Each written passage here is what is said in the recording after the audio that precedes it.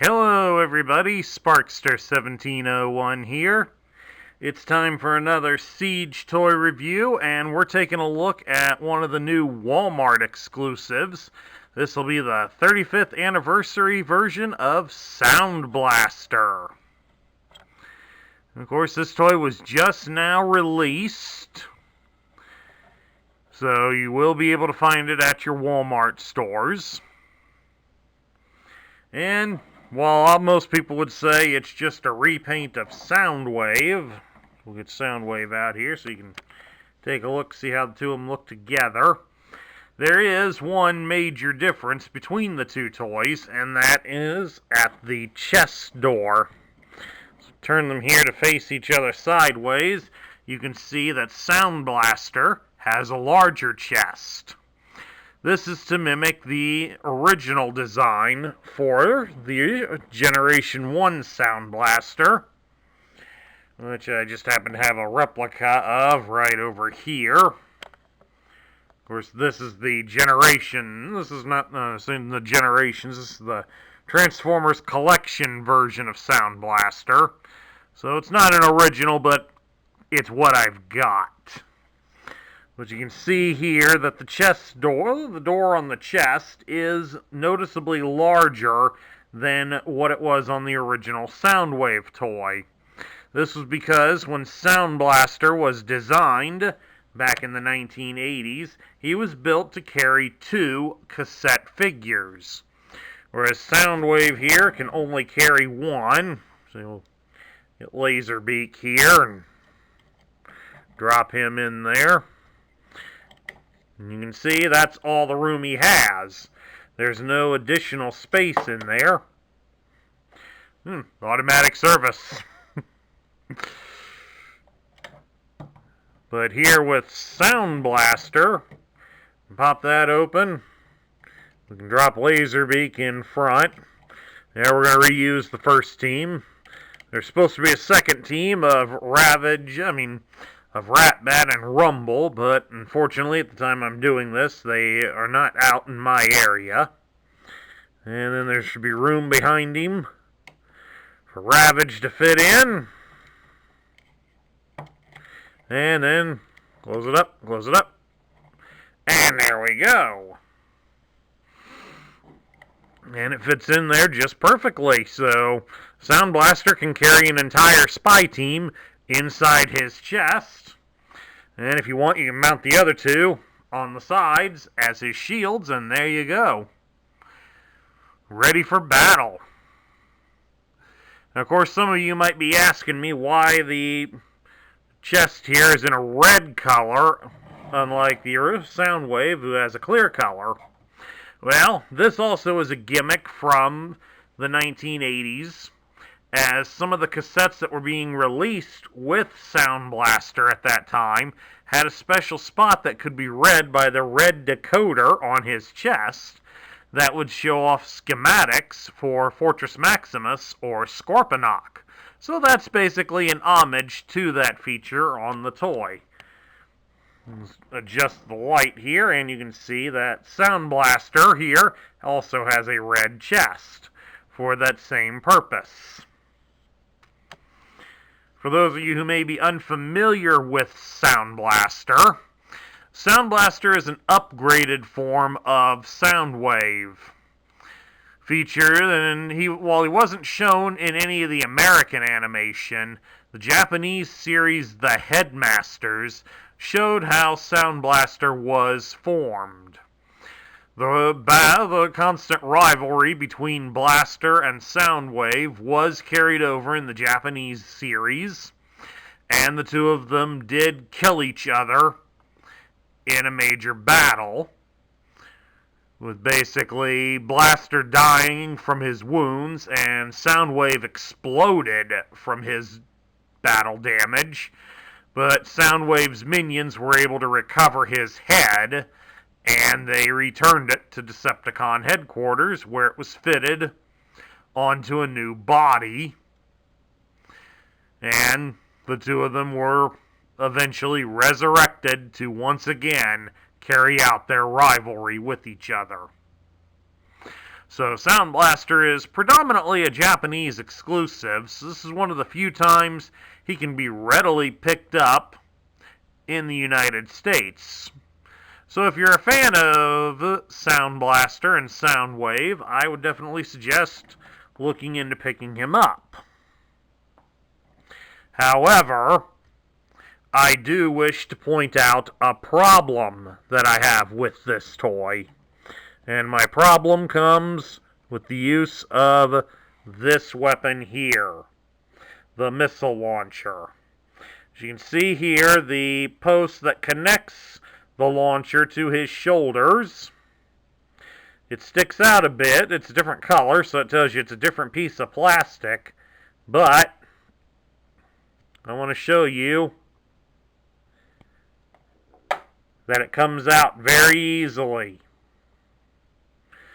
And of course, some of you may be asking if that's the same way on Soundwave, if you don't have Soundwave. And you can see here, Soundwave is exactly the same, but for some reason it's tighter in Soundwave. I have a lot harder of a time pulling it free.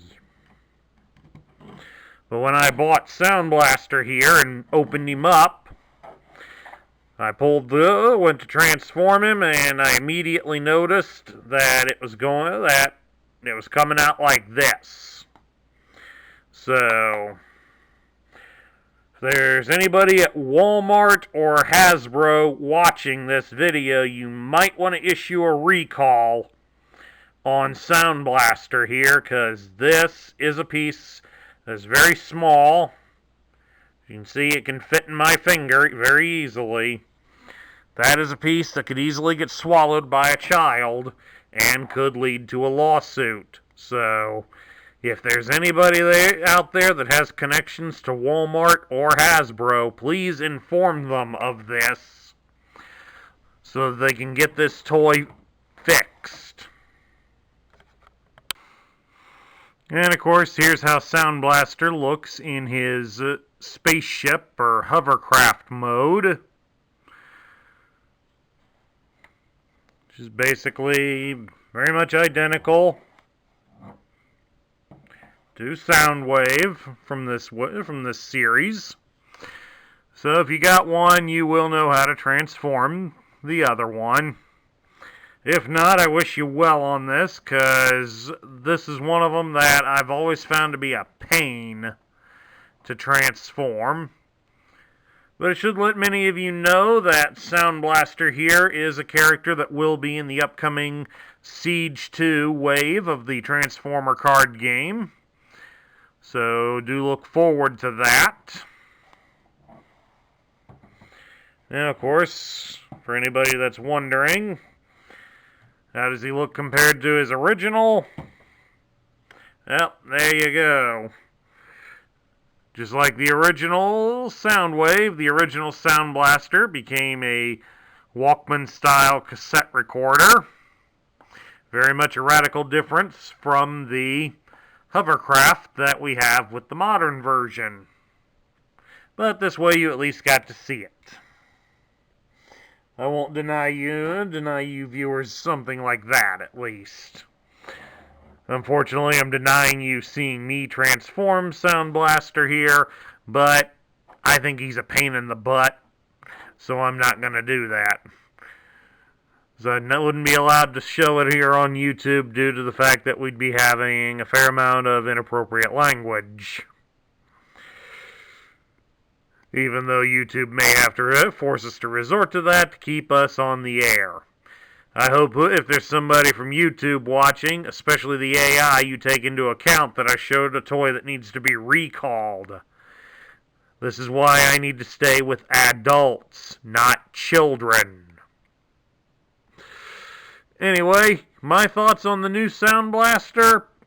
To be honest with you folks, I would have given this a very good rating when I originally bought it. And I'm being serious with you. I would have given this a great review, because Soundblaster is one of my favorite Transformers.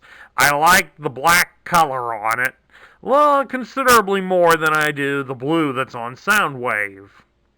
And I thought that the black and red colors on this toy were really done well, so I loved it when I picked it up.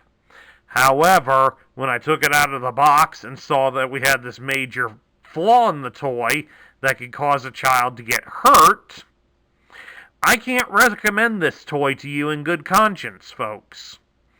Now, I mean, if you're an adult collector, you'll keep this away from young children, sure, go ahead and get it. It's a great toy for that. However, if you have young children in your house that still put things in their mouths, you're not going to want this toy near that child. So, unfortunately, I've got to go the route that my conscience tells me that I should, and I should tell you this is a dangerous toy. Hands down, because of that slight design flaw. I don't know if this is a flaw that applies to all the Soundblasters that are out there, or if I just happen to get lucky and pluck one off the shelf that didn't have the post really secured in there. But that is something that you should be aware of. Of course, if any of you have gotten a Soundwave that has that problem too, you ought to drop me a message in the comments so that all of us can be aware that Soundwave has that same flaw too. He potentially does, but so far the version I have doesn't have that, and so far nobody's really mentioned it in the comments. Hopefully this will get people to spark out on that and say something about it.